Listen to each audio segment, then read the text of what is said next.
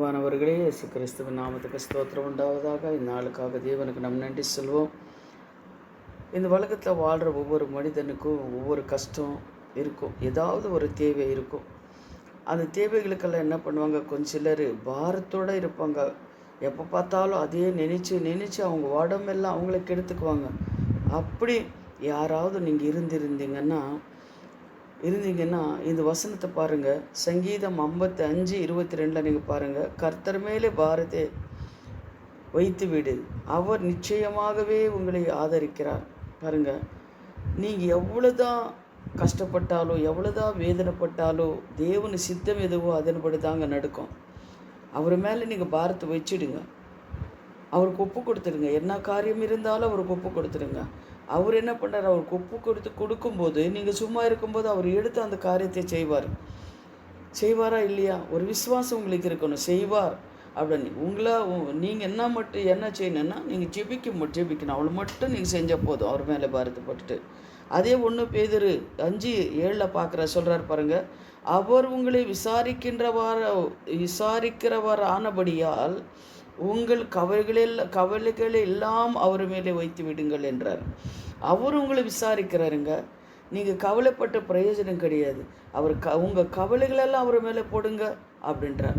அதனால் அன்பானவர்களே, நீங்கள் என்ன பண்ண, கர்த்தர் மேலே பாரத்தை போடுங்க. என்ன காரியம் இருந்தாலும், திருமண காரியம் இருந்தாலும் சரி, கடன் பிரச்சனை இருந்தாலும் சரி, பிள்ளைங்களுக்கு காரியம் இருந்தாலும் சரி, கணவர் காரியம் இருந்தாலும் சரி, குடும்ப பிரச்சனைகள் இருந்தாலும் சரி, வியாதி இருந்தாலும் சரி, என்ன இருந்தாலும் சரி, கர்த்தர் மேலே நீங்கள் பாரத்தை போடுங்க. கலங்கி தவிக்காதீங்க. ஏன்னா அவர் உங்களை விசாரிக்கிறவராக இருக்கிறதுனால நீங்கள் எந்த ஒரு காரியத்துக்கு பயப்படாதீங்க.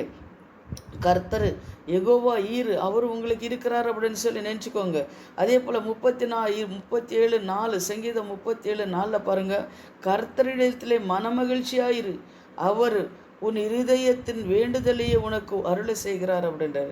கர்த்தரிடத்துல நீங்கள் மனமகிழ்ச்சியாக இருங்க. கர்த்தர் மேலே பாரத்தை போட்டுட்டு என்ன காரியம் இருந்தாலும் அவர்கிட்ட நீங்கள் சொல்லிட்டு நீங்கள் மனமகிழ்ச்சியாக இருக்கும்போது அவர் என்ன பண்ணுறார், உங்களை ஆதரிக்கிறவராக இருக்கிறார், உங்களை நேசிக்கிறவராக இருக்கிறார், உங்களை விசாரிக்கிறவராக அவர் இருக்கிறனாலே நீங்கள் கவலைப்பட்டு பிரயோஜனம் கிடையாது.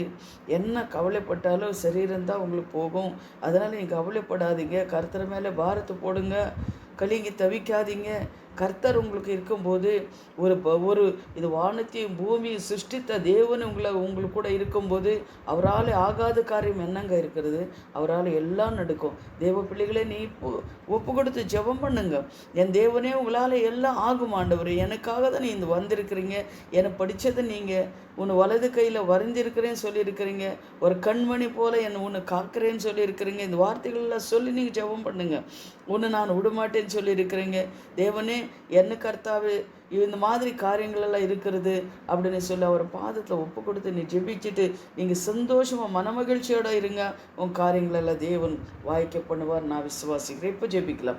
எங்களை அதிகமாக நேசிக்கிற பரலோக பிதாவே, சர்வ வல்லமுள்ள தேவனே, ஸ்தோத்திரம் சுவாமி. இந்த வார்த்தைகளை கேட்குற ஒவ்வொரு பிள்ளைங்களோட பாரம் என்ன இருக்கிறது எனக்கு தெரியாதப்பா.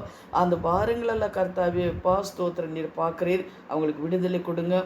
ஏன்னா நீர் விசாரிக்கிற தேவன் கர்த்தாவே. நீர் ஒவ்வொருத்தரும் விசாரிக்கிறபடியாலே அவர் தேவைகளெல்லாம் தேவன் நிசந்திங்க, அவங்களை ஆசீர்வதிங்க.